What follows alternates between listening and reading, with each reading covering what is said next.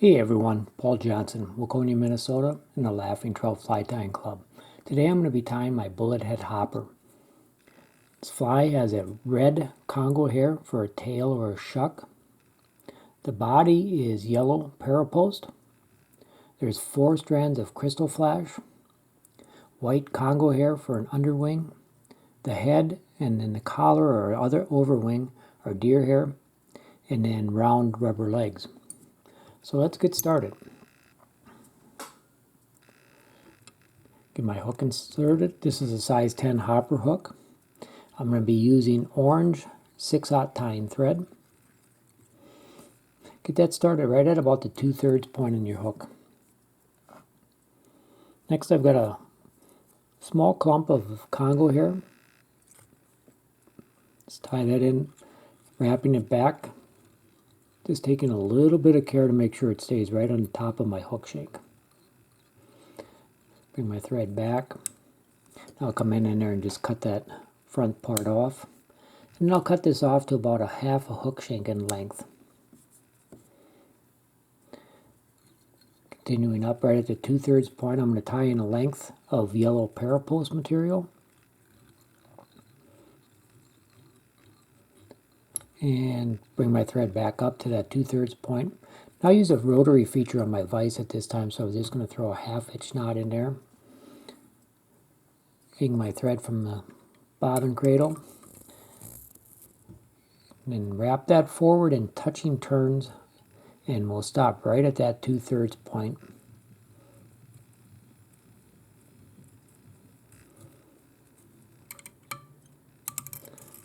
Spin that bobbin cradle out of the way. Come in and secure that parapost. Cut off that excess.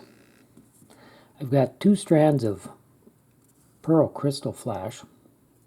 I'm going to double those over and tie those in.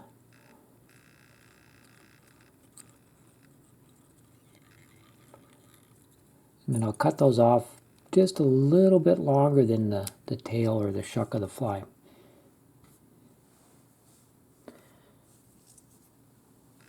For the wing, I've got white Congo hair. You could use widow's web or EP fibers. I'm going to cut that off so it's just a little bit shorter than those crystal flash. Come in and cut this off at a steep angle in the front, and then secure that all down with my tying thread. Alright, bring my thread right behind the eye. I've already cleaned and stacked a clump of deer hair.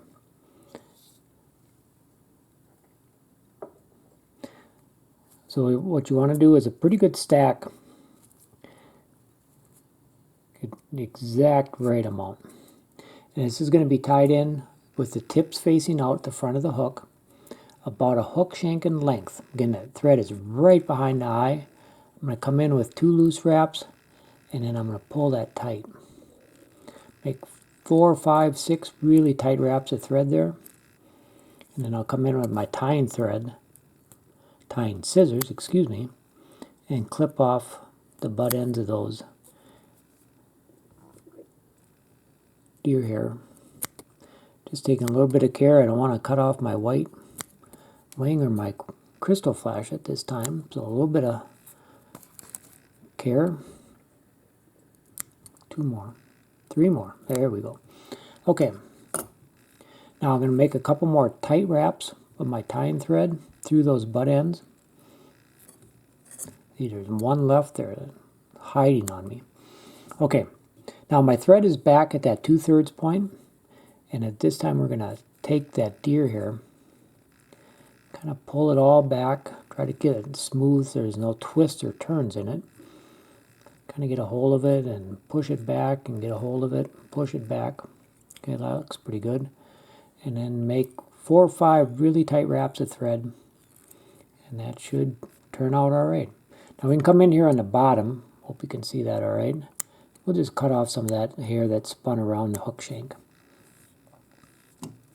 Now I've got round rubber legs. Drape those over my tying thread. I'll put one on this side, and then I'll put one directly on the other side as well.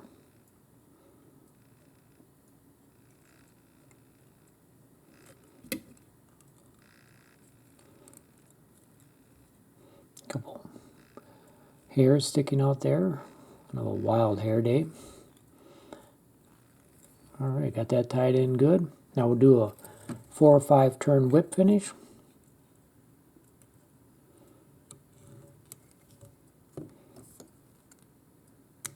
Cut off my tying thread and just make sure these lined up pretty good. And got a couple of stray ones down here. Again, we're just going to get rid of those.